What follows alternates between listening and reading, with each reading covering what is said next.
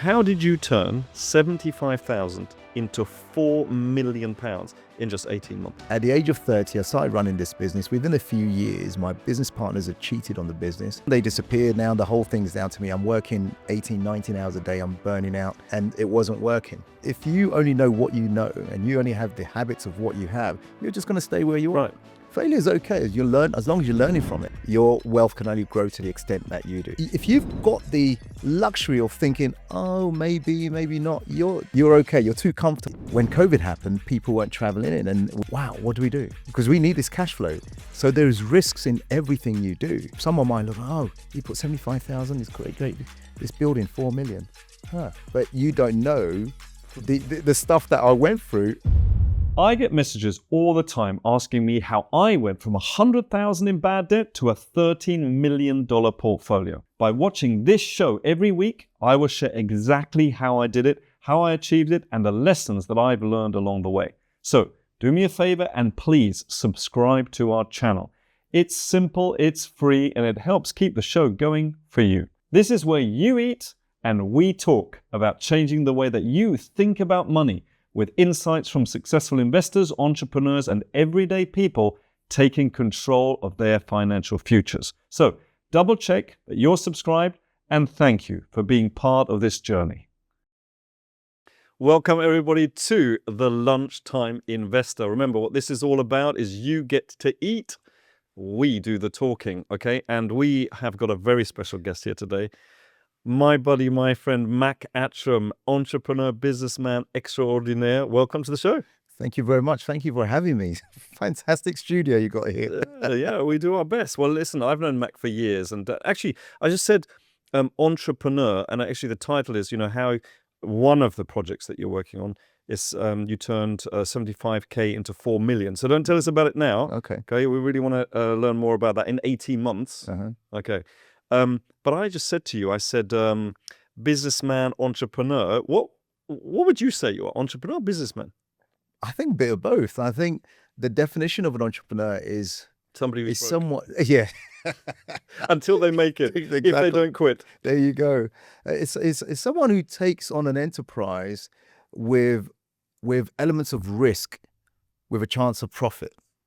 Okay. So I'm not putting it quite well, but you're taking on this venture knowing there's risks, with a possibility of a profit. But a businessman, I don't know what the difference is. A businessman, businesswoman. But if you're looking at business or building businesses, I think that's probably different from being an entrepreneur, if you like. When I think of entrepreneur, I do think about like startups, and then maybe not working out, then maybe the second or third one really work. If people don't quit, if they quit, then it's just like, well, it was a failure. But if they just keep going, because you learn. In fact, that's probably one of the topics we're going to be talking about today. Yeah, absolutely. So look, you're the CEO of MindSpace Coaching, award-winning, yeah? Yeah, I won several awards as a coach. So the UK #1 executive coach, Global Man Award, top trainer, whatever, from different organizations. Whatever. I love that. It's like, whatever there is, I've won it. I love that. That's good. That's good. Now you help entrepreneurs to grow anywhere between 20 to 100% in a year. In a year. So typically the kind of people come to us are coaches, consultants, experts in that field. But they haven't set up their systems and processes properly. So we go through marketing systems, sales systems, how to do your leadership, how to set up your team, all that kind of stuff. And by getting them to set up the right way and having a team and be able to delegate, they can then grow and scale the business. Whereas a lot of them, the business just becomes reliant on them. They have to be doing everything. It sounds to me that entrepreneurs that are real experts can become business people thanks to your systems. Absolutely, exactly. They're helping them turn what we call from a business operator into a business owner. Ooh, because most people, I'm guessing, are kind of owned by their business as opposed to. So they've just created another job for themselves, if you like. Well, actually, where they probably work a lot longer. Yeah, definitely. But they're free, kind of. And you've also built and successfully sold several businesses as well. So it's not just some people, they're coaches because they've been on a coaching course, but you've done it, you've been there, done it. Exactly. So I'm not teaching from theory. Yes, I have a master's degree in business administration, MBA, but I've actually built businesses, I've sold them, and I invest in businesses. So I'm not one of those coaches who just talks about do this or do this, some theory they've learned from school or learned from somewhere else. But this is real, down to the ground, what works in reality. I love it. And by the way, I just thought of something. So when you, let's say, coach somebody and you think, yeah, they need a lot of help, right? But also, this is a really good person with a really good idea. Would you then maybe invest in that business? Maybe. Yeah, I've done that. You have done. Yeah, I've done Because that. that just makes sense to me, Yeah, right? absolutely. Right? You say, well, no, I don't, because you can choose, right? You're very successful. So you say, no, okay, I'll coach you because actually, and then maybe invest in the business. Absolutely. We had a student who came to my program, and he just was on fire, a lot of energy. A few years later, contacts me and said, I'm doing this now. I need some help. So I start listening to what he's doing. So much so I could see it all. And he's going to build a multi-billion dollar business, not a multi-million-dollar business. Thinking I need a chunk of that. So I invested in it because one, because of him, two, it's a great product. Yeah. It's a great product. Yeah. I love that. I love that. Wow. And also, apart from you're very healthy, because when we used to travel together, like in places like Italy, you used to, because we used to train at the Millionaire Mind Intensive. You're the lead trainer of T. Harv Eker Millionaire Mind Intensive. Right? I am, yes. All over Europe, the world, etc. All over the world, yeah. And I remember that you didn't eat pizza and gelato when we were in Italy. Like, what is you're very disciplined. I'd enjoy when just watching you eat it. I think, you enjoyed it. So. I did enjoy it. But I think he might be healthier. But you're also a 6th Dan belt in what? Was it? A 6th Dan black belt in Taekwondo. Taekwondo. And your kids do it as well, right? Yeah, all the whole family, my wife as well. They're all black belts in Taekwondo. Right. I just got this image of all of you just beating the crap. No, I think we all started doing it for, the kids started doing it for, something to do, 3-year-old, 4-year-old, 5-year-old. Wow. Now they've all left home, so it's quiet now. So a couple of them at university. But they are all regional and national champions. Amazing. And last year, my son became the European champion in his category. Martial arts I've been doing for over 43 years. Started at school. Why did I start? I was bullied a lot. Over 43 now. Yeah. Now I was bullied a lot. But when I started martial arts, I think it gave me more confidence in myself, able to defend myself, and that bullying stopped. So that's something that's been with me for the majority of my life. One word comes up. I mean, you just mentioned confidence. Amazing. I think because we used to teach things in school, like, things like saving and money management and compound growth. And I stopped doing that because what they really need is more confidence in themselves. But what really came up to me is one word, and that's discipline. Right. You are very disciplined. People say that. Is that where it comes from? I think my martial art grounding, certainly gives me that. I think when I think about it, certainly, because it's those elements I've taken into my lifestyle, my family, the businesses I own and run.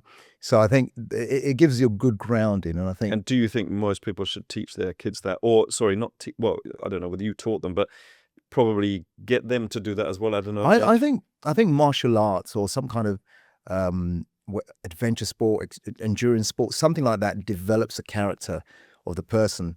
And when my children were younger, I didn't think about it till now, but them going through that actually, I think helped them a lot, because if you're on the mat and you're getting smacked in the face, you've got to start doing something. So you've got to get an alert. So in my son's case, I would say, put your hands up, move around. He wouldn't do it until he's been hit a few times. So suddenly,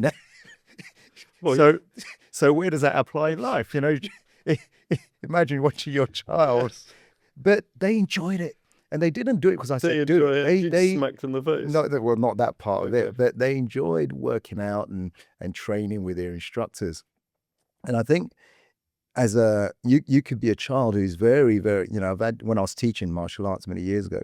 Because you taught it as well. Yeah. I used to have a school. I used to have a Taekwondo school, over 100 students. Yeah. Yes. And so I would have, 4-year-olds, 5-year-olds, 6-year-olds come in, and parents would say to me, sometimes they say, little Johnny, he can't do this, he can't do that. And I got to a place where I said, no, don't tell me anything. Leave it to me. I'll deal with it. And then what would happen is, a few months later, they say, oh, he's doing so well in school the teachers are saying he's so well behaved. What's happened? What? And and she would say, a parent might say sometimes when he's misbehaving at home, well, I'll have to speak to Mr. Attram about it, and automatically the child corrects their own behavior. Brilliant. Because in the we call it the dojang, in the training hall, there's ways of doing things. There's some etiquette. There's a way of speaking to other people. I mean, the word discipline comes up again. Discipline. There's that discipline. There's discipline and discipline. Absolutely. I mean, wow. I mean, I wish I would have done more of that. I mean, I did rugby and stuff, but it's not quite the same. Not quite the same. Although we did it every day, etc. So listen, we're going to be talking about a lot of different things. We're talking about failure and why failure is such a great teacher. Obviously, we want to know about your story. This is only one project, one of many. Obviously, everybody wants to know how you turn 75K into 4 million, but in 18 months. That's the key. Yeah. Because if you say, 20 years. Well, that's a long time. Yeah. Maybe honing in on a few mistakes. Yeah, sure. And how you can turn those setbacks, into success. But I've got a question for you. Okay. Go for it. All right. You've coached entrepreneurs, budding business people worldwide. Yes. Worldwide. Yeah. Okay. In your experience, what's the biggest reason that businesses fail? All right. Now we've got A, B, C, or D. Is it A, lack of funding? Okay. Is it poor planning? Is it the wrong team? Or is it a mindset-based thing like fear and mindset? What would you say? Good stuff.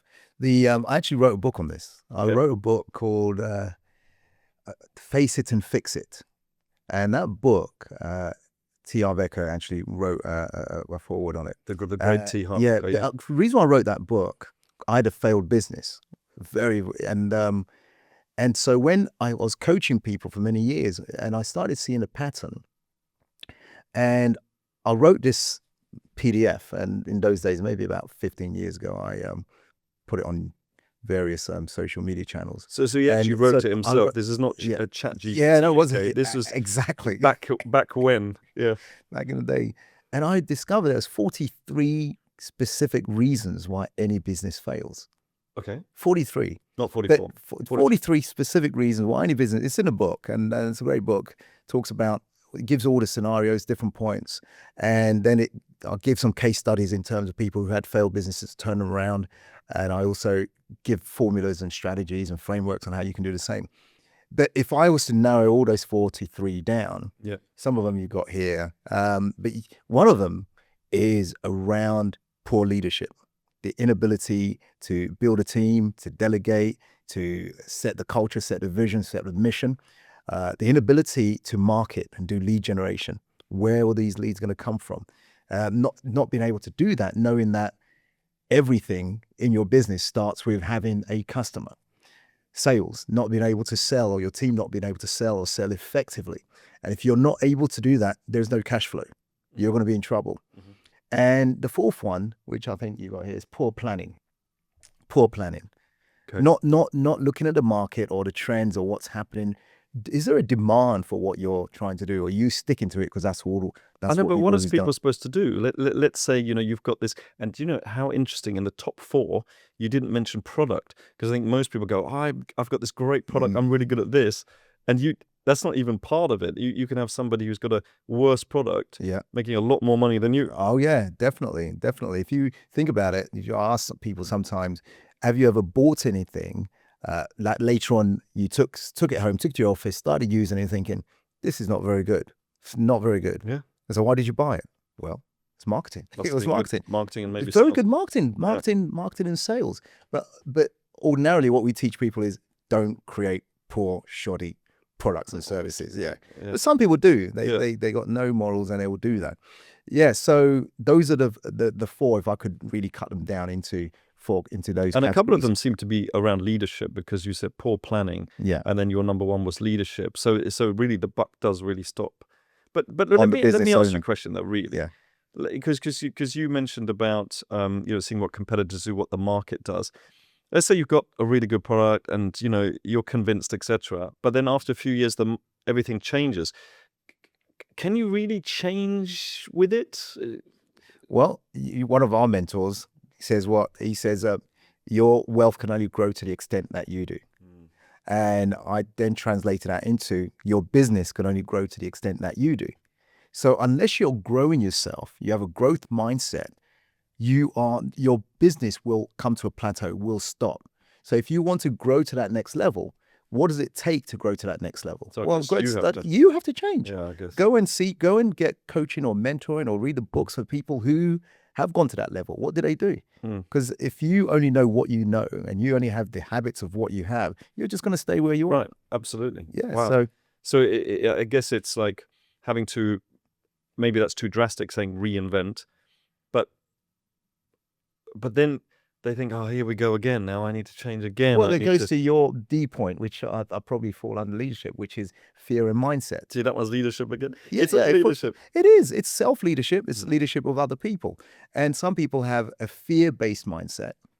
And some people have a growth-based mindset. Yeah. That as an entrepreneur, you will know very quickly that not everything's going to work out the way you've planned it. So what do? Oh, something fails and you withdraw, or something fails and you restructure, you relook at it and go. So failures are okay. Failure is okay as long as you're learning from it. Failure is not okay if you just sit in and wallow in it. Yeah, no, that makes a lot of sense. So everyone sees the successes, the fortune, right? But let's look at the failures, since we just talked about it, that nobody talks about. So I'm going to play this video here, and you might want to grab this. We're going to play this here, which, Steve Bartlett, there we go. So let's have a look.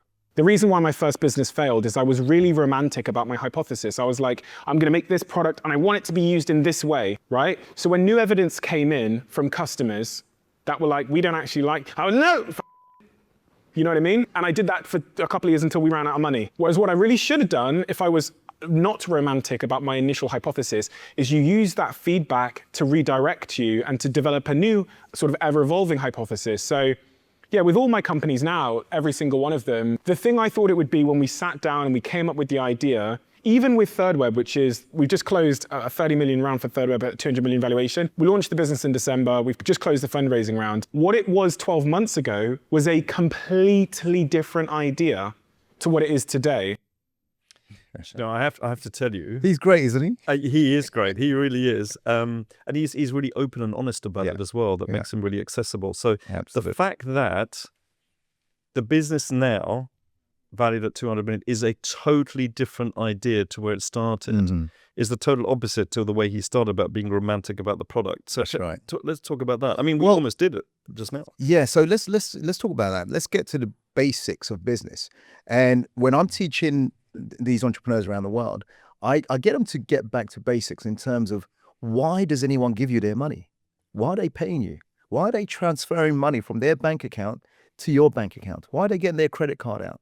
Well, simply this: they have a problem that they don't want, and the result they want, but they don't have.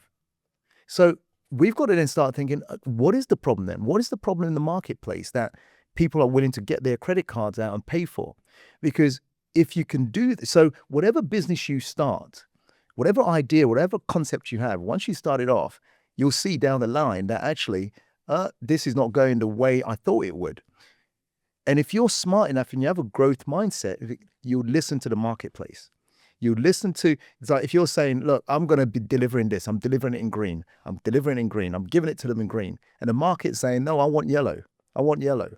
No, I'm giving it to them green. I'm going to give it to them in green. No, I want yellow. I want yellow. So if you don't give it to them in yellow, where are they going? They're going to go to someone else who will give it to them in yellow. Of course. So I agree with Stephen. Whatever you start off, made a note here, the idea is just an idea. And many people, not entrepreneurs, many people have ideas about business, never start. It's just an idea. And when you start the business, now you're in the test phase. You're testing the market as to, is this idea real? And it'll be real when someone starts they give you their first dollar or their first pound. Now you're in business. What do you think about this idea of selling the sizzle, not the sausage?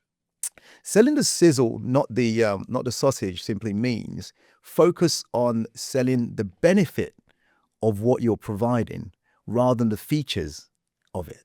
So you could, So in a way, less the products, more about how can they, because you were talking about problem, how can they solve that person's problem? yeah, because in that, when you're you have to tell them you have to discover what their problem is. And if The real problem. the real problem, because they might think it's one thing.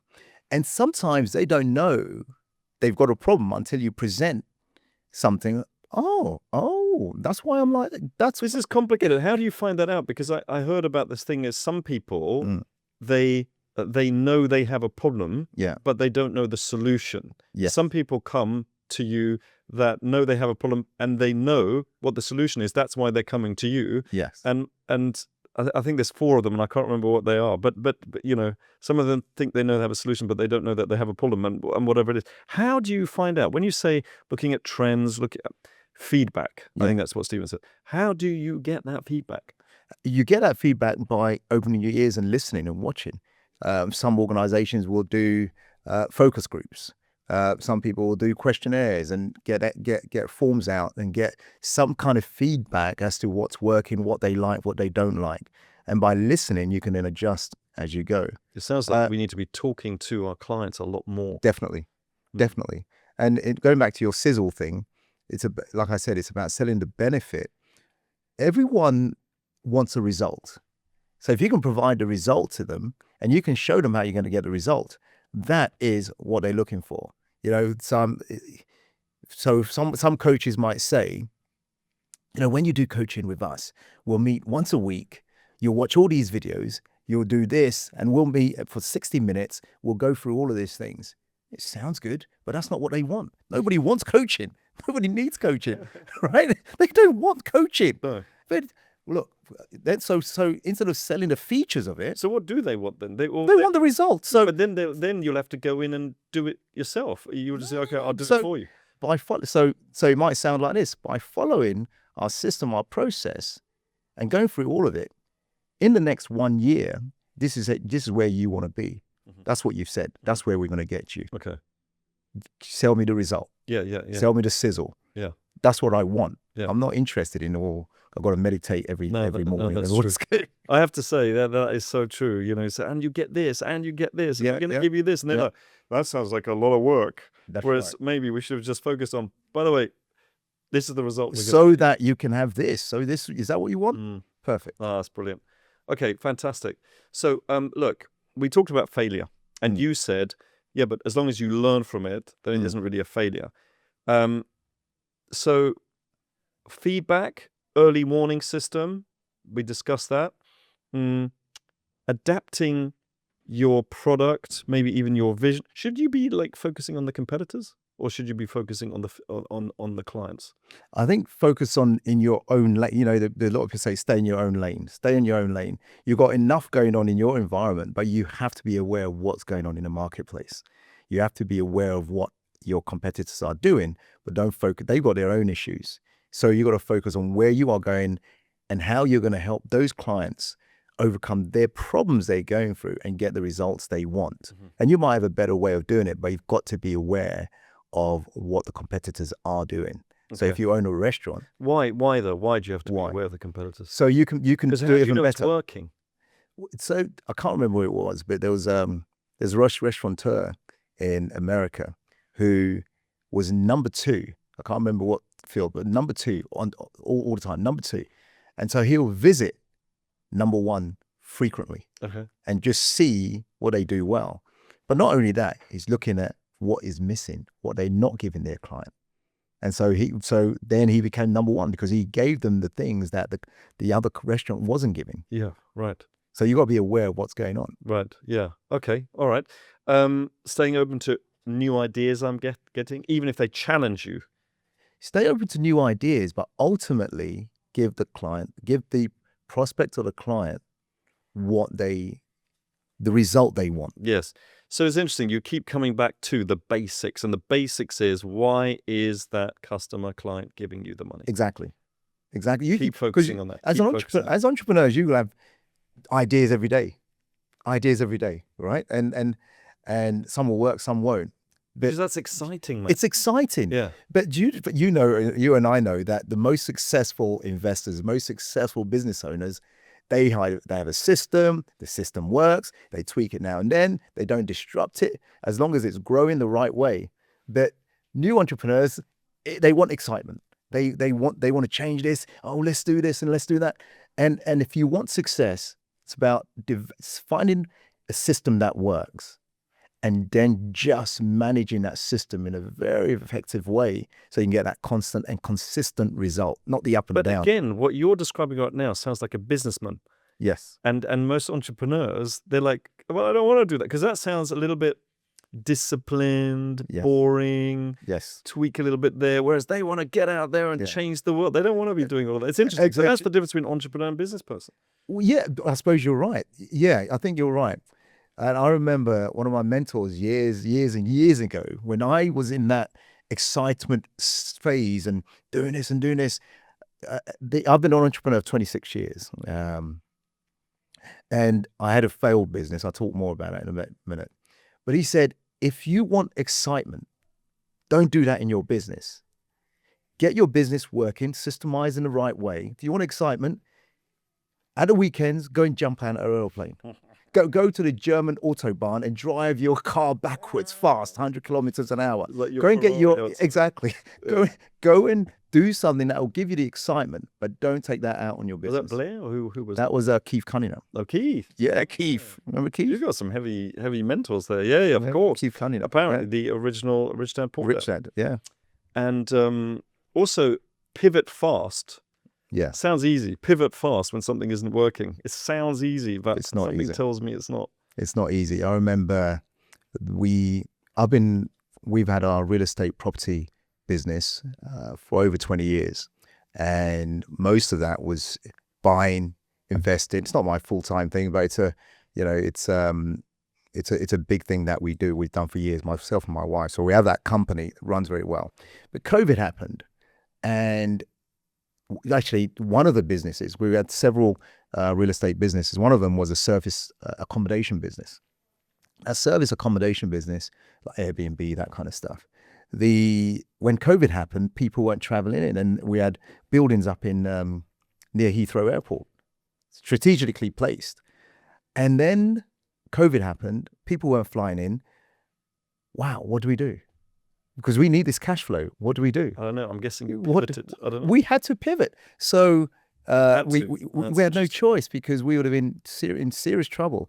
And so the team got together. We discussed all of this and decided to call all the local councils, local government agencies, and what do you call it? The first responders, all these type of people, and told them this is available. So we negotiated some fees with them, and that's how we got out of that. For who? The first responders? First responders, all right. Councils who needed to house people. Okay. All this kind of stuff. Yeah. But that's not our market. But what's so interesting is that you pivoted because you had to. No choice. Yes. Yeah. But that's easier because you had to. Okay. I mean, it's like, okay, yeah, I'll. I mean, easy, with a gun to your head. It's not easy. But I'm saying is, something's not working, but it's kind of working, but it's kind of not working, but it's kind of working, it's not working. It's very different to if you don't do something right now. Right, that's very different. And I suppose that's the mentality you have to take. Right. As if this didn't work at all and you had to pay your bills and you were going to come crashing down, what are you going to do? And so if you're sitting there thinking, if you've got the luxury of thinking, maybe not, you're not in a hurry. You're okay. You're too comfortable. Get yourself uncomfortable. It sounds a bit like stagnation. Get yourself uncomfortable. So make it worse than it is in a way. Yeah, from your mind, from your own mind, make it worse than it is, so that you can actually take some action on it. Otherwise, if you're too comfortable, why would you? See, how do you get your team to follow that? Because you might say, right, I've just heard Mac talk. I'm inspired. I'm going to do that. And then the team is like, what does he want now? Right. So as the leader, you've got to set the vision. You've got to embody that vision. You've got to set the goals and the targets with your team. And one of the things we have, and I think we've talked about this before, is creating the right culture in the environment, in the company. And the way I do that is through the code of honor. By establishing a strong code of honor, and if one of those, a code of honor is just a set of rules that govern the behavior. Govern the behavior of individuals on a team. So yes, it's values, but it's values manifested into reality. Yeah. Because you could have your own set of values. I'll have my own set of values. Someone else might. But so they have to be written down. They have to be written down, and everyone has to abide by it. So if one of those values, one of those rules says something along the lines of we strive to be the best, or we, whatever it is, then we all live in by that. What if you don't? What if somebody doesn't? Well, then don't have them on your team. Don't have them on your team. Can you keep referring to the values? Keep referring back to the values and the code of honor. This is us. This is what we do. This is what we've all subscribed to. And if you're it's kind of a nice way of giving feedback as well, isn't it? Because instead of attacking somebody, you can say, the code of honor says, a code of honor number 3. Yeah, it's kind of a nice way of giving feedback. That's what it is. Because unless, in the absence of rules, people make up their own rules. In the absence of rules, what do we have? Chaos, anarchy. But when you have a code of honor, a set of rules, that becomes the reference point that no one can debate. So we agreed to this, and everyone's living by this. We're back to leadership again, aren't we? That's what it is. Tell you, wow, okay, wow. The buck stops here. Wow, yeah. Wow.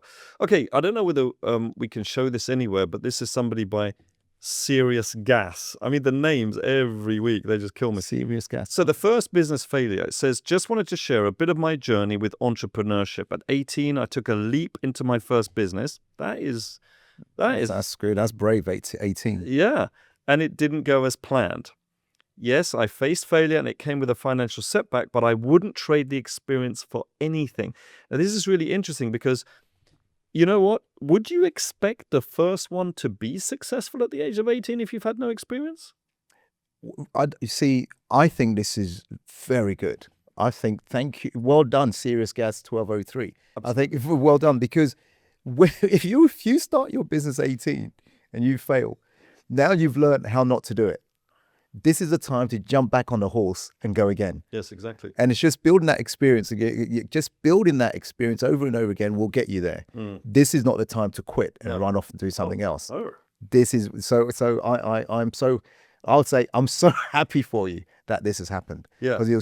Because had you succeeded and then failed later on, maybe at 28, it may hit you even harder. Yeah. It may hit you even harder, thinking you're a failure. Maybe it's not you. It's just didn't learn. Interesting. So do you think that people should start much earlier? Because I'm thinking, I've had this one business for the last 21 years, okay? And anything could happen. True. And then I'd be like, oh my goodness me. Whereas this person at the age of 18, 19, 20, they can just go again and go again and go again. Definitely.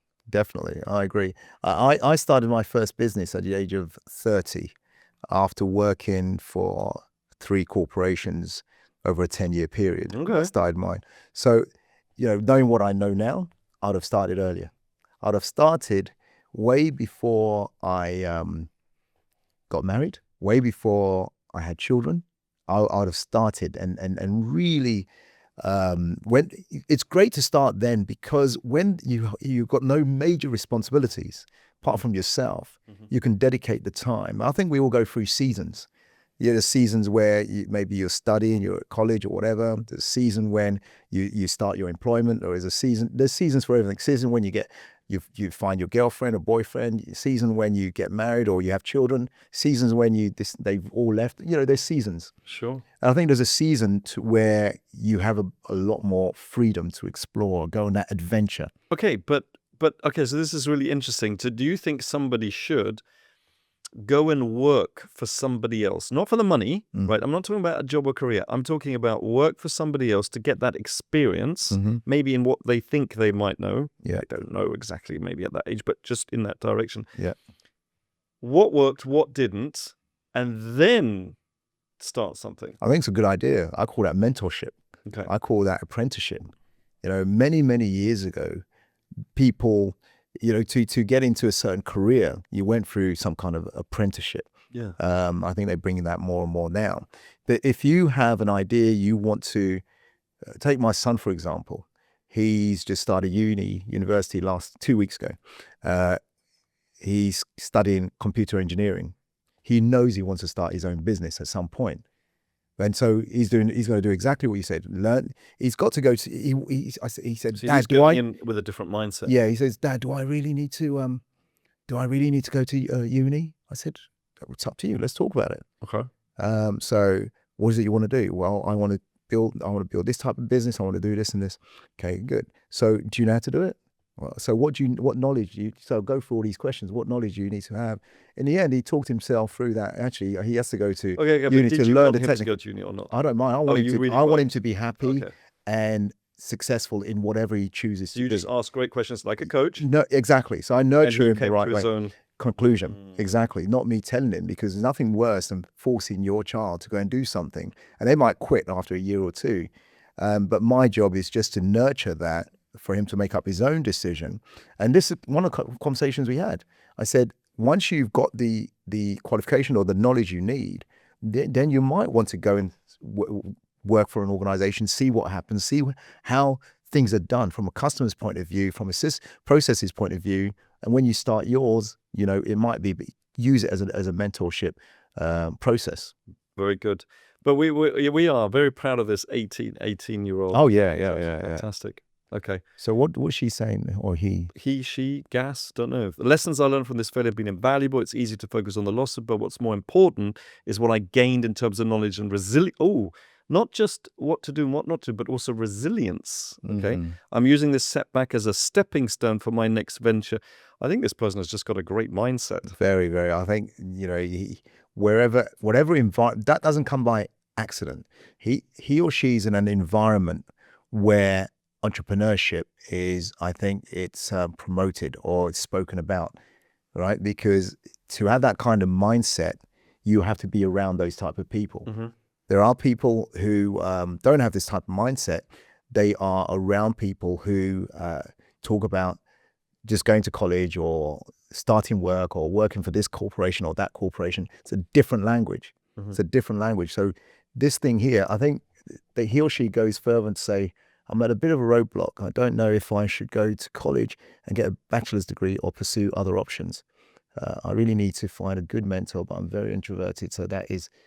So what would you say? For me. Would you say, what should they do? You're the mentor now. Yeah. I would really have a discussion with this person to get to understand what is it they really want. Why did they start at the age of 18? There was something that happened that maybe they decided that, reading between the lines, somebody's saying to them, look, this hasn't worked. So go to college, right? It could be a parent, it could be a guardian, it could be someone. But I would say you started at 18 as an entrepreneur, didn't work. Yes. And here's where self-leadership comes into. So there's something you don't know.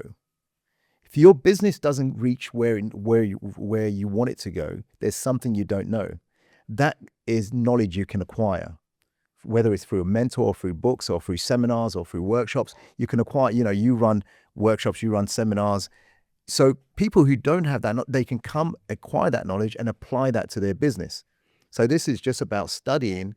And when you study from a mentor or from a seminar, you'll start realizing, this is where I went wrong. And you can then apply it and then go again. Mm-hmm. So at this juncture, I would say go and learn about entrepreneurship. In my very first business, which was failing for various reasons, I later on realized there was so much I didn't know about business. so much. And at the age of 30, I started running this business. Within a few years, my business partners had cheated on the business.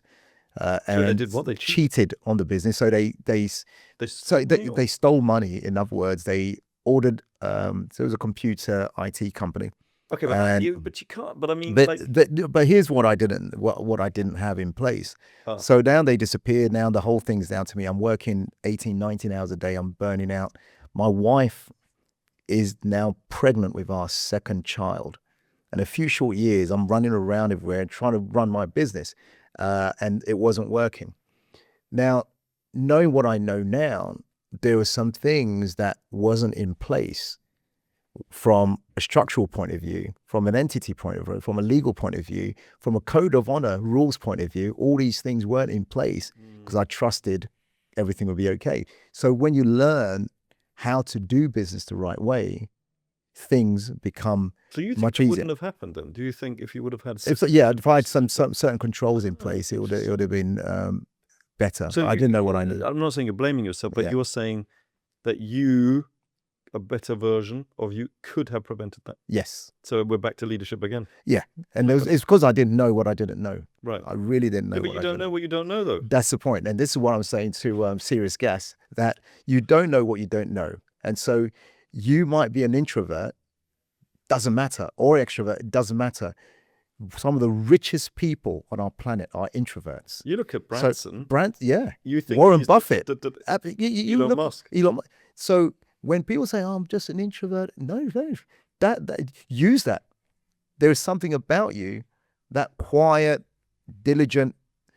Use that. So, like one of our mentors, I keep saying this, says reasons or results, excuses or results. So don't use that as a reason not to do business. It's interesting how this person here has labeled themselves, and that for them, their perspective is equals I can't. Yeah. Whereas maybe you find a mentor who actually doesn't want a really loud, but wants somebody who's more think through, is a little bit introverted. Exactly. Interesting. Really, really interesting. So failure looks like could be a teacher. Does that mean people need to fail more and faster and just, more often? I think embrace it, because if you don't embrace it, what happens is if you fail, some people then believe that failure was them. Yes, you could have, changed your mindset, you could have grown, but sometimes it's out of your control. And I'm talking about identity right now. You are not your business. You are you. Okay. You are one entity. Your business is another entity. But you don't want that to be mixed together? No, you own that business. That's where we're trying to get you to. You are in control. You're trying to control that business you can, but you are not the business. What I mean by that is there's some people who, with all good intention, have spent years, 20 years, 30 years building their business. The market turns, the economy changes, they lose. There's so many examples where they've lost millions or they've lost billions and then just jumped off a cliff or just killed themselves. Why? Because they tied their identity to the business. Well, with all the blood, sweat, and tears that you put in. Yeah. Yeah, absolutely. So you've got to realize that you are one entity. Your business is another entity. You are running that operation as a separate entity. It's not you. It's put the right systems, the right processes in place and everything else. And if it's not working, you've got to know or get advice or help as to when to shut it off or cut it down or move or pivot into something else. Pivot, exactly. Yeah, absolutely. And then therefore that could be a stepping stone. Yes. Rather than a failure. God, what a difference. This is a failure as opposed to this is a stepping stone if we apply whatever lessons that there are. Definitely. And then you mentioned mentorship a couple of times. Yeah. Mentorship matters. I mean, maybe this is an obvious question, but why? Why can't you figure it out yourself? Why? Well, you can, and there's lots of entrepreneurs who have figured it out themselves. But you will only grow. You'll only grow to the extent of your own knowledge or ability. But nobody needs mentorship. Nobody needs coaching. Only the people who are ambitious. Only the people who have set some really high goals. Who said, I want to be there. It's like not stupid people that need a coach. It's actually only, I love the way you said, so it's only the people that really want to achieve big things. Absolutely. Because if you think about some of these world-class athletes, I love athletics. And so you decide you want to win the Olympic gold medal at the next Olympics. It's 4 years. You've never done it before. You have a feeling you could. So how are you going to figure it out? Well, you got to join an athletics club. All right, hopefully you'll have a good coach there. If you don't, and they not, find another coach who's helped people get there. Mike, I have to tell you though, when people talk about coaches, right? Yeah. It's always about athletics, sports, and whether it's basketball or something, a coach.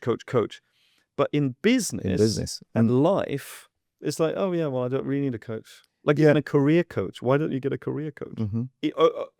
Only if you want to earn the big bucks. Only. I love that. Only. So if you're earning 50,000 a year, and you decide I want to earn 150,000 a year, and you have the skill set, you have the qualifications, you have all of that, then find a career coach who can guide you as to how you can make that happen. And that may mean that they listen to you, they help you tweak your CV. People don't want to pay the money. You don't want to. Well, think about it. It's an investment. Yes, you may not want to pay the money, but it's an investment in what? An investment in you. And what's the best investment you could ever make? It has to be in yourself, because you have that knowledge now. That's never going to go away. That's going to be with you, hopefully, if you're applying it for the rest of your life. So the best investment you can ever make is in yourself. If you've never achieved something and you want to, get someone who can help you to get there. If it saves you time, frustration, absolutely. It's a shortcut. It's a shortcut to the result you're looking for. Yeah. It's a shortcut. Yeah. You can spend 10, 20 years trying to figure out yourself. You might get there. Or a shortcut which says, well, in a year or 2 years' time, it's got me there. Do you think the coach, because the difference between a mentor and a coach, Yes. the mentor's done it, whereas a coach does the coach necessarily? Not necessarily, no. Not necessarily. So with coaching, yeah, I agree with you. A mentor's done it. And what the mentor will do, will say, look, if I were you, I'll do it this way, do it this way, do it this way, this way. And yeah, you can follow advice. But a coach is more around supporting, asking good questions, by the way, supporting you in what you want to do and holding you highly accountable. That's, I think, the missing piece, the accountability. It's the accountability. Because a mentor doesn't necessarily have the time to hold you accountable. No, if you do it, you do it. If you don't, you don't. But the accountability is what a lot of people are missing. And with the accountability and someone breathing down your neck in a loving way, you're going to move forward. Yeah, you have to. Because you know that, Wednesday at 9 a.m., I need to have done that by. Well, Tuesday evening, you're up until midnight doing it. Getting it. Which you wouldn't do for yourself. Exactly. Isn't that weird? It's strange, isn't it? Than for yourself. Exactly. And I think there's something in the human psyche that we don't want to let someone else down. We don't want to let someone else down. We're paying good money for it. We don't want to let them down. Okay, let's talk about this because everyone's waiting for this, right? So how did you turn 75,000 into 4 million? And by the way, if there's people out there that go, well, I don't have 75,000. Okay, then 7.5 into 400,000. It's still amazing. Yeah. So how did you do that? I'll give you some background on that, because when I say that, people think, oh, but I acquired the knowledge on how to do that. So for many years, my wife and I, in our real estate business, we're doing a lot of buy-to-lets, buying properties, letting them out, buying properties. And about 5 years ago, I learned a strategy about, just higher margins. So acquiring land, acquiring property, acquiring commercial property and redoing it and refurbishing it and renting them out. So our strategy has always been to rent out. So when I learned this strategy, first time I did it was a piece of land that we found, and 70,000 of my own money went in. Then I discovered that as long as I've got a good business case, someone else will lend me the money to develop on that land. Always? Always. Because there's plenty of money around. Interesting. The money needs to go somewhere. Where's it going to go? You. So as long as there's a business case and wherever organization agrees to it, then I borrowed some money and I borrowed about 250,000, and I built this 3-bedroom property. And a 3-bedroom property around the Bromley area, it's like 700,000. So good margin. I thought, okay, let's do it again. So we started looking and then I found another property about a year later. And this is how it went. I was looking everywhere, it was through auction. And this auction company was advertising this property for 750,000. So not property, it's a piece of land. Right. This was piece of land part of a car park. Yeah, it's a part of a car park that this company was selling. Okay, so then I bid, and as you know, as it hits, you got to pay 10%. Okay. Right, 75,000. Yeah. So I paid and then because I'd already been speaking to some finance companies. Well, that's about 75,000. It was the first 10%. Yeah. Oh, okay. So 75,000, my own money, 75,000 Yeah. in, or the company money, 75,000 in. through an auction. So now the auction company want the rest of their money, right? So I've got X amount of days to do that. So, but before I bid, I already lined up with a finance company to make sure they could finance it all. So here's the thing. They said, we will fund the full purchase of the property and we'll give you the commercial loan to develop the property. So, okay. So this is what happened in the first one I did anyway. And so now I borrowed 2.6 million. Within 18 months, I'm not a builder, but the building goes up. What do you mean the building goes up? We're a construction company. Goes up. So we have a construction company, and the construction company do what they need to do. We build these apartments, and within 18 months, the building was finished and refinanced and everything else. The value of the property now is 4 million. I only put 75,000 in. Right. So, but here's the thing, and before people jump in, oh, I can do this, it takes a different type of mindset to do that. And people are doing this all the time with even bigger projects than what I'm doing. And if you don't have the right knowledge, and if you don't have the right risk appetite, there's no way you'll do something like this. Well, what's the worst that can happen here? What's the worst that can happen is Did the you project have planning permission, for example? Oh yeah. The planning. Well, I bought it with planning permission. You bought it with planning permission? Yeah. Okay. So my risk was a bit lower because I know what I'm doing. The risk, but even after we acquired the land, we started developing, some other ugly things started to rear in its head. So there's risks in everything you do. So someone might look, oh, he put 75,000, it's great. This building, 4 million.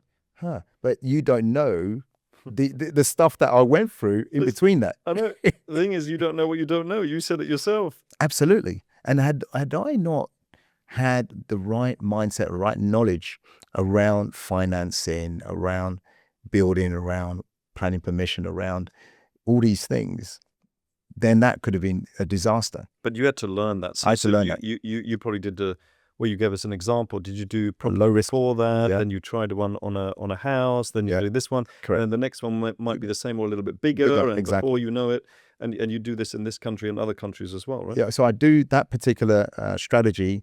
I've been doing that in this country. Yeah. But we develop and own properties in other parts of the world as well. Yeah.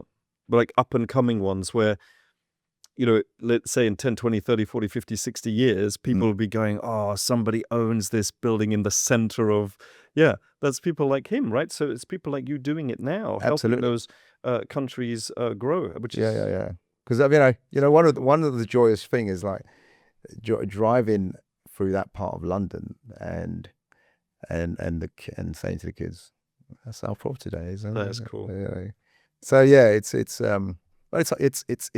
hard work, and nothing that is worth doing is easy. Nothing that is worth doing is easy. No. If you want that Olympic gold medal, it's not going to be easy. Oh, okay. You want that multi-billion-dollar company, it's not going to be easy. You want that business to grow from here to here, it's not going to be easy. But is it worth it? Yeah. What are you going to get at the end of it? Well, you're going to have this, you're going to have the lifestyle you want, you're going to have the money you want, you're going to have the family you want. It's not easy.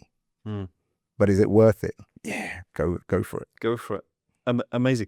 By the way, we went from entrepreneurship stroke business to property. Do you see property as business? Yes. I see my property businesses as businesses. I'm not, in the early days when we started off, we were just buy to let, and then we turned that into a business.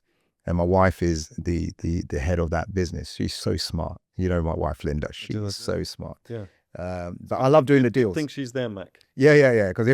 Because she's so detailed. Dot the I's, cross the T's. Yeah. She's amazing. But I love doing the deals. Once I do the deals, she takes over. She is so she does all the due diligence.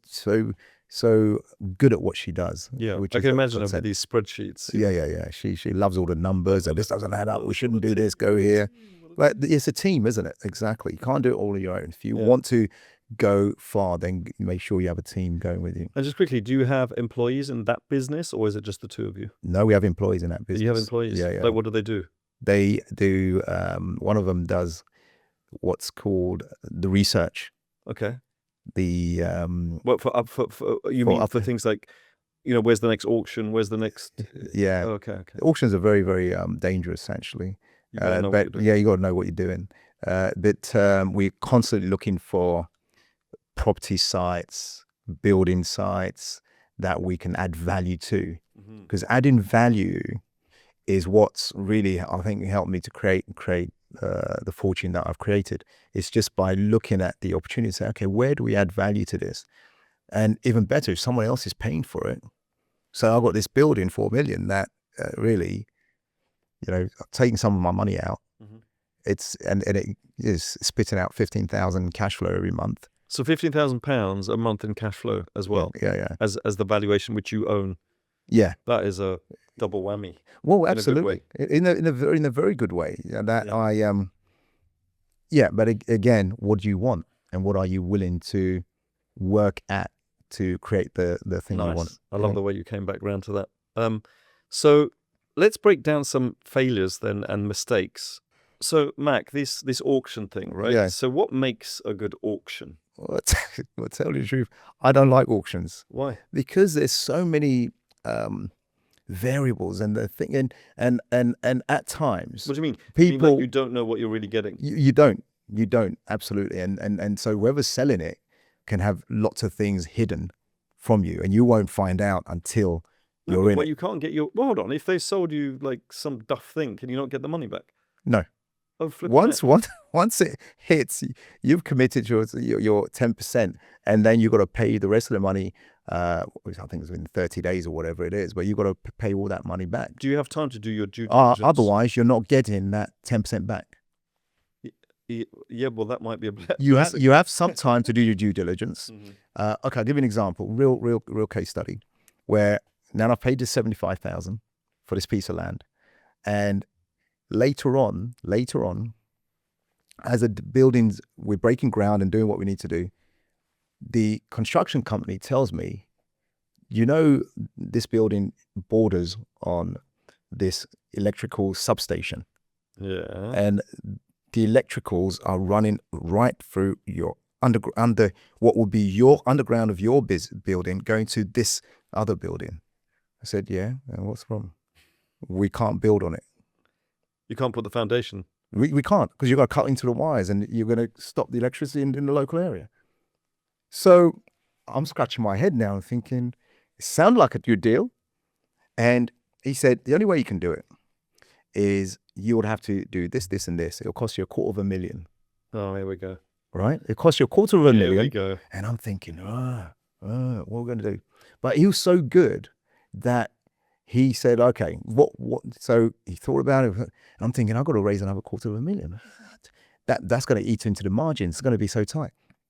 In the end, because he's so smart and he'd been building for 30 years, he said, we're going to do this bridge thing. We're going to take it around there. We'll do this. So then we got the electricity company involved. They gave us permission. They didn't have to. We found a way around it. It's your land. It's my land. And, but I'm just giving you sure. They could have said screw you. Yeah, I guess. But then you could have said screw you. All the cabling have to be to be redone in a different way, rechanneled. But we found a way around it. It was tough. How much did you have to raise extra? No, I didn't. No, it was okay. Actually I had to find 50,000. I had to find 50,000 because and this wasn't in the auction details when you do your due diligence, because the substation was X amount of meters away from the building. So now we have to put up what's called a firewall. If I tell you something, Marcus, the size of this, but we had to pay 50,000 for the electricity company to come and put up a firewall. Well, you had to pay them. Yeah, to come and put up a firewall. Why didn't they put it up in the first place? Exactly. Because there was no building, it was a car park before. I see. So there's all these little things that happen that unless you have conditioned yourself in a way that, as an entrepreneur, there's always going to be risks. Yes. As an investor, there's going to be some risk. How do you minimize your risk? Through knowledge, through having the right system to follow, and discipline yourself to follow that right system, knowing that if something goes wrong, okay, how have you mitigated that risk? But And even so- then, something can come up, right? Even then, And this growth mindset or this mindset of whatever happens, yeah. I'll be able to deal with it. Yeah, I think that's the attitude you have to have, because otherwise you'll crumble very quickly. And this, when we were talking about, can't remember his name now, but it's about resilience, Brazilian. coming back, persistence, going again. Yeah. In business, the mistakes to avoid, I'm guessing, is chasing quick wins, would you say? Yeah, anything that lasts doesn't come from a quick thing. I mean, it's all right to have quick wins, but if you have a long-term vision, then go for that long term, because anything that is short term can be very short lived. In the sense that you'll have people sometimes talking about some quick get rich quick scheme thing, and if you don't know much about it and people are in it, yes, you might make some money now, but is that sustainable for the next year, 2 years, 10 years, 20 years? If it sounds too good to be true, It often is too good. generally is. It often is too good. Having a system. What's the difference between a system and a process? Because you mentioned systems. When I turned my business, that first business, a computer company I was telling you about, the ability to turn that business around, when I look at it in hindsight, was two things. And I'll come to your question in a minute. Getting mentorship and having the right systems to follow, which is what created my turnaround. So I learned about business. So what is the difference between a system and a process? Well, a system is made up of various processes. So let's say that again. A system is okay. Right. So you got process 1, process 2, process 3, and all of that could be the system. Creates a system. So when someone buys a McDonald's franchise, they are buying what? A business system that works. Right. So that business system spits out money to them every single day, week, month. But what are they really buying? Well, there's a process of making this type of burger, another process of making this type of burger, process of cleaning the thing, process of hiring, the process of so you're buying that business system in order to get that consistent result every single day. And does every business have a system and processes?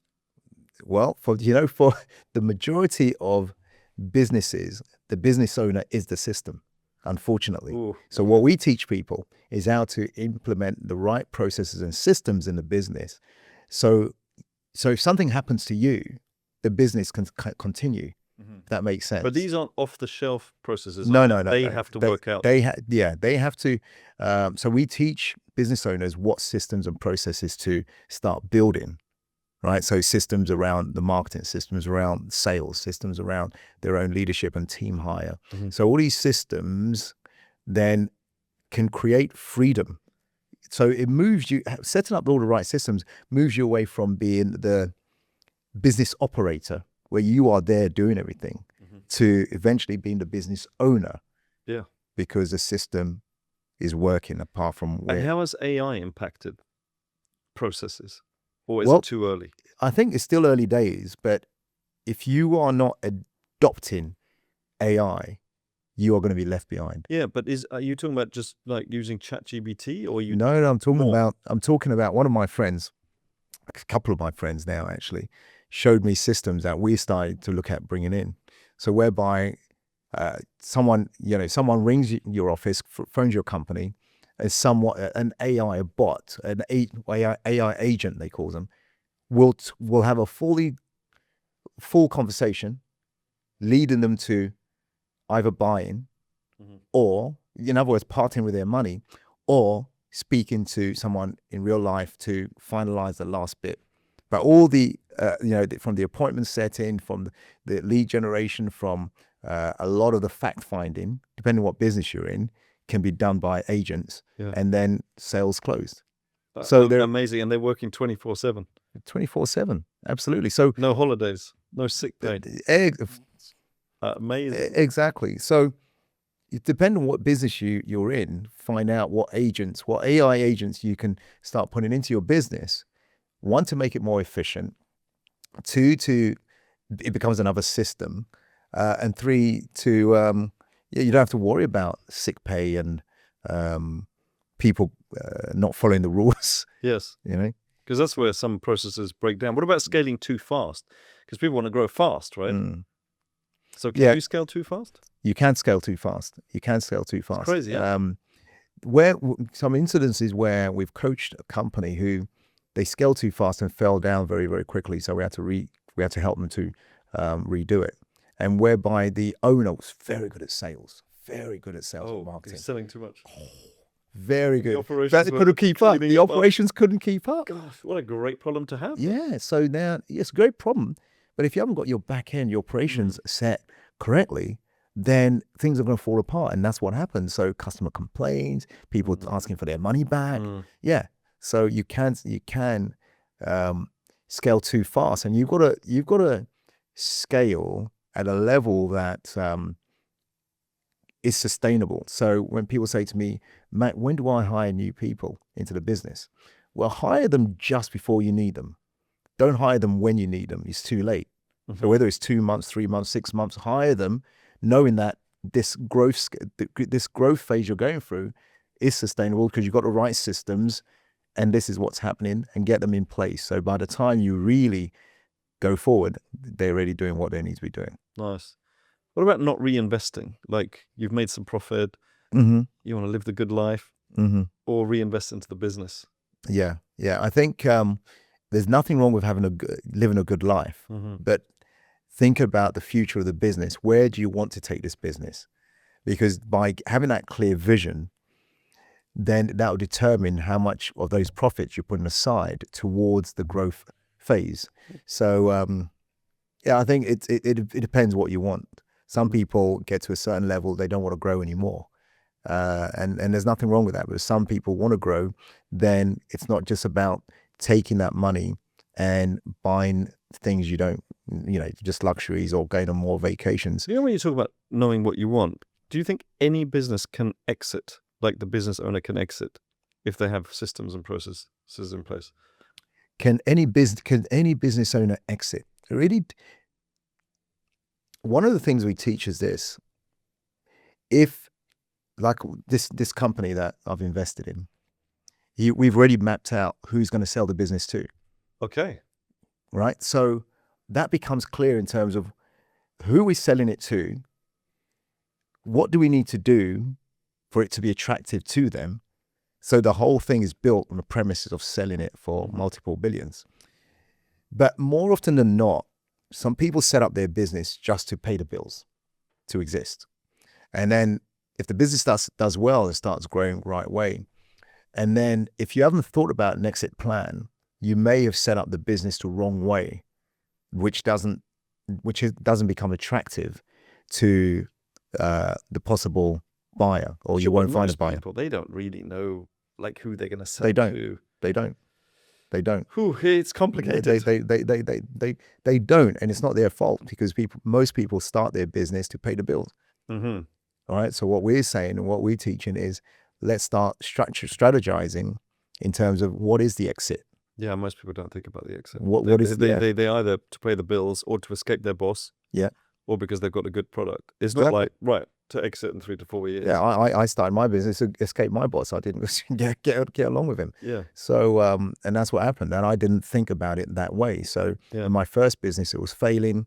I learned about business. I fixed it, and I sold that business.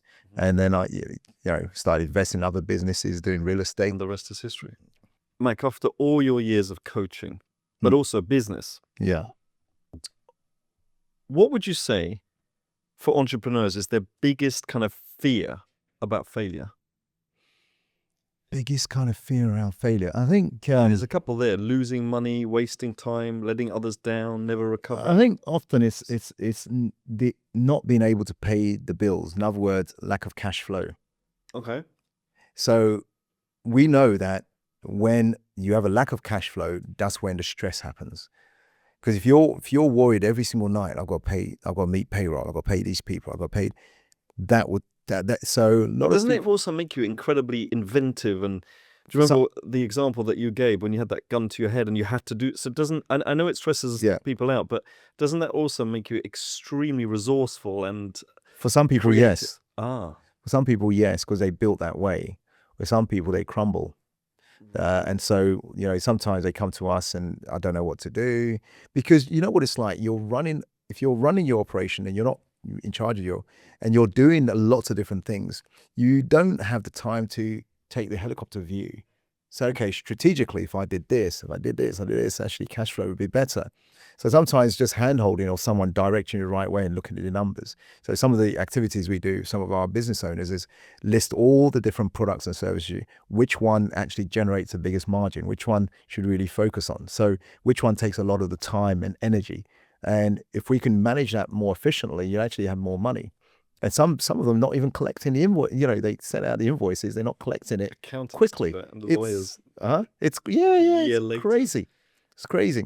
Okay. So I think it's a lot around, my experience, a lot around money and not making enough money, not being able to sell, not being able to convince other people to buy your stuff. Yeah. Leads to A failure. lot of people don't actually like selling Yeah, absolutely. because Not many they people. attach something to that word. They attach rejection to that word. If I go out and sell, if I go and ask this person for money, they might say no. Mm-hmm. And what happens is they psychologically, when someone says no, they see it as a rejection of them, a personal rejection. Yeah. And what we say is, don't do that. I was teaching over the weekend. I was teaching exactly that. So it's not a rejection of you. There's nothing wrong with you. It's an objection. In other words, there's something that they want to hear they haven't heard. There's something they need to see they haven't seen. Maybe they got a specific problem that you actually haven't answered, or maybe the objection is around money or time or when or will it work for me. You got to find out what the objections are and answer that, address that. Because especially if you, so you're saying people kind of say no, okay then. Yeah, that's what happens. And then they run. That's as what happens. opposed to maybe saying, okay, under which circumstances would you be? And ask. And coming back to what you said before, ask the customer, what's their real problem? What's their real challenge? Exactly, and then find out what the objection is. Knowing going in that it's not a rejection of you, because the reason why they're talking to you is certain things have to happen. One, they have the problem, whatever that problem is. Two, you have the right product. Mm-hmm. Three, you position it the right way. Now they're talking to you or on your website, deciding to buy or not to buy. If you're clever enough, you'll put these objections, they think in it and you put it in. Mm-hmm. So they're saying, and so you ask them, so Marcus, what's stopping you buying this today? Mm-hmm. Oh, well, it's too expensive. I can't afford it. Mm-hmm. Okay, so I understand. So what could we do that may make it easier for you to buy? Right, so it's not a rejection. It's not a rejection of you, but some people say, some people, as soon as they hear, it's too expensive, can't afford it. That's it. Oh, okay. Wow. Okay, that's it. Yeah, if you don't like... if you don't like sales, it. exactly, you've taken it as a rejection. And what happens in the moment that you take it as a rejection, in the moment they say that, your emotions go high. You think, it reminds you of time when the teacher said something, or someone tripped you up at school, or you fell down, or your girlfriend rejected you. It's like, all this comes, and now you can't think straight. And what I just said, which is very sensible. Okay, Marcus, so what can we do? You won't even think of those words because you're stuck in this emotional trigger. Yeah, that's now suddenly holding you back instead of just breathe. So I guess practice. It takes practice. It takes practice. Everyone can practice, right? Definitely. Okay, so if we have a look at the investor's mindset versus an everyday person, which side do you want to take? Why don't you take investor? How investors' mindsets differ? I'll take everyday person. Okay. All right. So for me, it would be, fear of failure, therefore I'd quit. One setback feels like the end, or taking it personally. Yeah, I think as an investor, every loss is a lesson. I've had losses, but I've had more victories than losses. And every time I go even higher, there's things that come up. Have you had more, or is it just when you have that win, that victory, it's so much bigger? Absolutely, it's so much bigger that it makes those losses maybe not insignificant, but it's not as big. Absolutely. Chasing hype, everyday person following trends without a strategy, because it seems like the latest thing I should be jumping onto, whether I agree with it or not. What would you do as an investor? I would not invest in anything that I haven't got the education in. Okay. Get the education first. That education says now there's a system. follow the system. If the system works, follow the system. I just remembered. You did our crypto course with your kids. Yes. Are they still during COVID? Yeah. My so during COVID, spoke to you, and the kids started your crypto course, and they bought cryptos. They sit on it, but the only one who's actively doing anything with it is Brandon, my son. Okay. He loves all these. He Yeah. loves How old maths is and all he? this. He's 18 at the moment. Nice. So yeah, he's still he's still So thank you for that. That's really. And he must have done well. Which ones did he buy? He bought. I mean, he tells me these things. He's Bitcoin. he bought Ethereum, Bitcoin Solana. Solana, Ethereum, and then he had some others, not the stable ones, but some of them. So he made some money, came out. Oh, so you're doing a bit of trading as well. Yeah, a little bit, Very not too volatile. much. Yeah. Yeah. And So he's still doing it. This is still doing it. He's still. So thank you for that. That was what. When was COVID? That's 5 years ago. Yeah, 5 years ago. But he must have done well because the price are shot up. Yeah. Amazing. Okay, well, what about this one? Everyday person would say, yeah, short-term win, today's gain. So what in terms of what short-term wins? Mm. One of the secrets of success, which people, in terms of investing or business, is the compounding effect. Okay, yeah. Because if you start off small and you follow that system consistently, it will compound. It will compound. My real estate business, my investments I look at the numbers and go, really? What did I do? Yes, I added value. And you say, what does happen? Yeah, because you're very methodological. You're not somebody who rushes into something. No. So you ask good questions. Yeah, what about this? And then you go and think about it, etc. But then you'll do it. Yeah, and you do it. Other people don't do it, right? So you do it, and then what I heard was then you then try the same thing but bigger. Yeah, but it doesn't have to be from here to here. It could be just the next step. Exactly. And then the next step. Yeah. And so because of the compounding, do you really care how long it takes? I mean, you do, obviously, but you're not somebody who says, I need to get there tomorrow. For me, for the last 20 odd years, it's been two things. The strategy was very clear. One was capital appreciation and cash flow. Cash flow. Those in that order? No, cash flow first. So those are the two things. Yeah. So if I'm investing in it, if I'm investing in a piece of real estate, or whatever, does it have to have the capacity to appreciate? Does it have the appreciate? Yeah, and it has got a cash flow from day one. It's got a cash flow. Doesn't cash flow? Not interested. I've had lots of opportunities.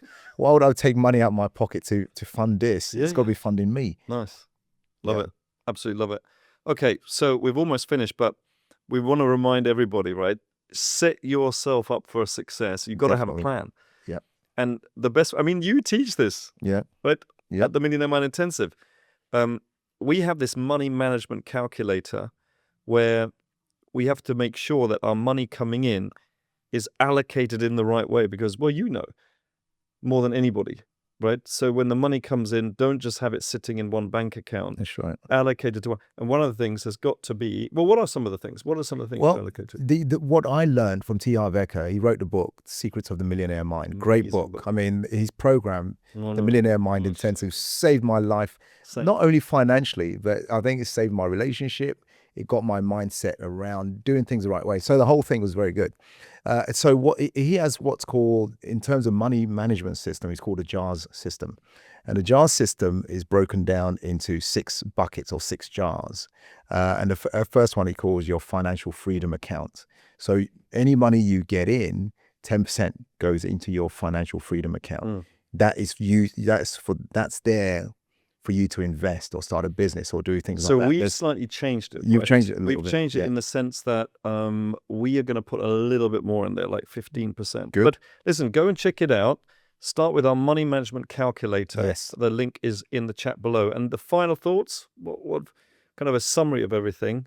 We've got failure isn't the opposite of success. It's part of the journey. Mm-hmm. But if we were to summarize everything that you said, I'm going to give it a go first. Something about leadership, the buck stops here. You've got to keep developing yourself. A business can't grow as much as you. So that's one thing. But then the one thing that keeps coming back is get to the root cause of what is it? What challenge, what problem does your customer really have? Mm-hmm. What would you add to that? In whatever business you get into or investments you get into, there's going to be a learning curve. And one thing I've discovered after studying so many champions in business, champions in athletics, champions in, celebrities, martial arts, is they take 100% responsibility. They just take 100% responsibility. In other words, they're not pointing fingers at other people. They're just saying, how do I get better? How do I improve in this? How do I? It's the only thing you can actually control. It's your exactly. So the moment you start taking responsibility, you're not looking externally anymore. And this is a big lesson for me, because for years when I was failing and things weren't going right in my money, in my business, in my relationship, it's like, actually, once I started taking responsibility, that's when things started to change. Jeez. Oh yeah, scary, but no one wants to point a finger at themselves. But it starts with it's scary or incredibly exciting, because once you say, well, if that's the case, let's go. Yeah, then you can go. Now you got agency. Now you can do something about it.